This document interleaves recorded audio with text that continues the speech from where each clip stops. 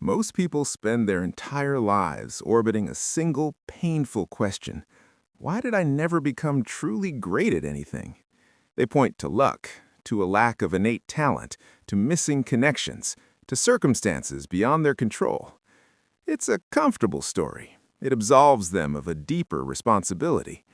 But what if the real reason is much simpler and profoundly more uncomfortable? What if mastery was never about a spark of genius, but about a slow, sustained burn?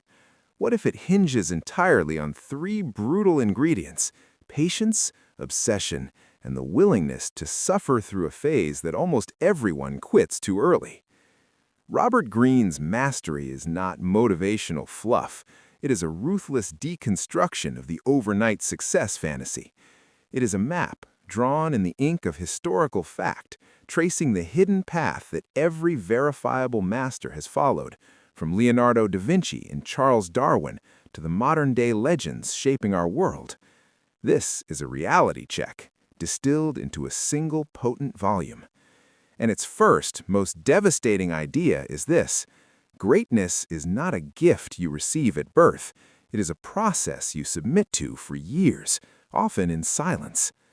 We worship the myth of natural talent because it offers a perfect excuse. If success is encoded in DNA, then failure is not your fault, it's your fate. But Greene, through meticulous study, demonstrates that innate talent is wildly overrated. What truly separates the master from the amateur is something far more scarce: the stamina to endure long, barren stretches of confusion, frustration, and imperceptible progress. Most people hit this wall and conclude they don't have it. The master concludes they simply haven't endured it long enough. Greene outlines that this process is not chaotic. It is a rigid three-phase evolution, and attempting to skip a phase is like trying to build a skyscraper without a foundation. It guarantees collapse. The first phase is the apprenticeship. This is where the ego comes to die. Imagine it, a period not of self-expression, but of silent absorption. You are not special here. You are a vessel. You observe, you mimic, you fail repeatedly in private. You absorb knowledge and technique with a kind of monastic humility. This phase is boring. It is uncomfortable. It offers no applause. And this is precisely why the majority fail here. They crave recognition before competence. They want a reward without the sacrifice. But mastery demands submission. Your sole purpose in this phase is to build a foundation of skill so deep, so ingrained, that it becomes unconscious. This can take 5, 7, 10 years. That slowness is not a bug, it's the feature. While others chase shortcuts and jump from one shiny new interest to another, you are in one room digging one deep, unglamorous hole. Then, and only then, do you enter the second phase, the creative active. Here, the soil you tilled finally begins to yield. You move from copying to experimenting. You start to bend the rules, to develop your own voice, your unique style. But do not mistake this for the end of struggle. Here you will fail publicly. You will be misunderstood. Your new ideas will be met with resistance or indifference. The critical difference now is that your unshakable foundation allows you to adapt instead of shatter. This phase separates the competent technician from the future master. It's where you learn not just how to execute, but how to innovate. The final phase is mastery itself. At this level, knowledge dissolves into intuition. You don't think, you act. Decisions feel instinctive. You see patterns, connections, and solutions that are invisible to others. Creativity, authority, and profound confidence emerge not as something you force, but as the natural output of your decade-long investment. But here is the hard truth very few want to hear. This phase is only accessible to those who survived the boredom of the apprenticeship and the doubts of the creative active. Mastery rewards stubborn, relentless patience more than it rewards raw intelligence.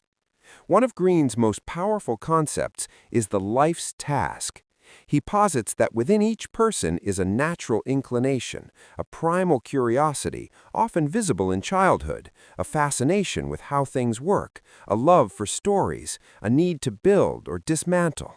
Then life intervenes. Practicality, fear, social pressure, and the desire for security push us away from that core calling. Mastery, Greene argues, begins the moment you have the courage to reconnect with that deep, old interest and commit to it, not as a hobby, but as a central purpose, fully, without a net, without a plan B. This book is a direct challenge to our modern cult of speed. We live in an age of instant results, viral fame, and life hack shortcuts. But mastery exists on a geological timescale.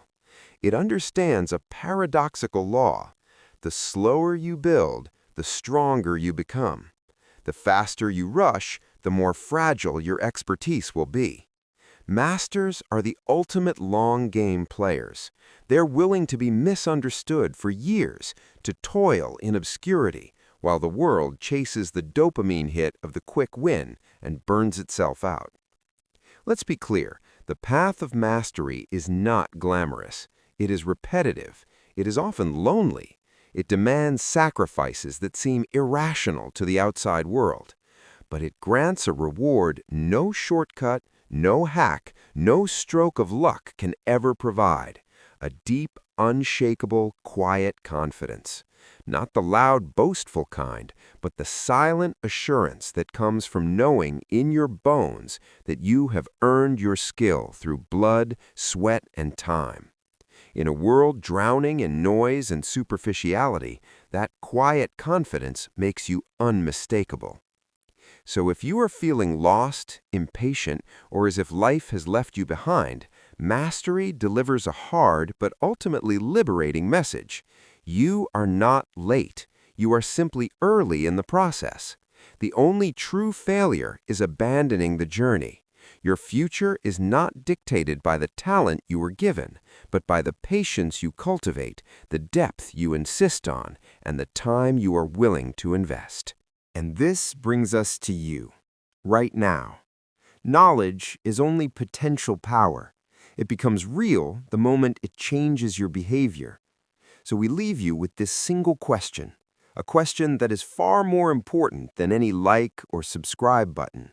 It is a question that, if you answer it with honesty and commit to the answer, can alter the trajectory of your life. What is the one skill, the one craft, the one life's task that you are willing to commit to mastering, no matter how long it takes? Not for fame, not for money, but for the silent satisfaction of the journey itself, for the person you will have to become to see it through. Pause this, think, write it down. That decision is your first and most important step off the well-trodden path of the average and onto the narrow, demanding road of the master.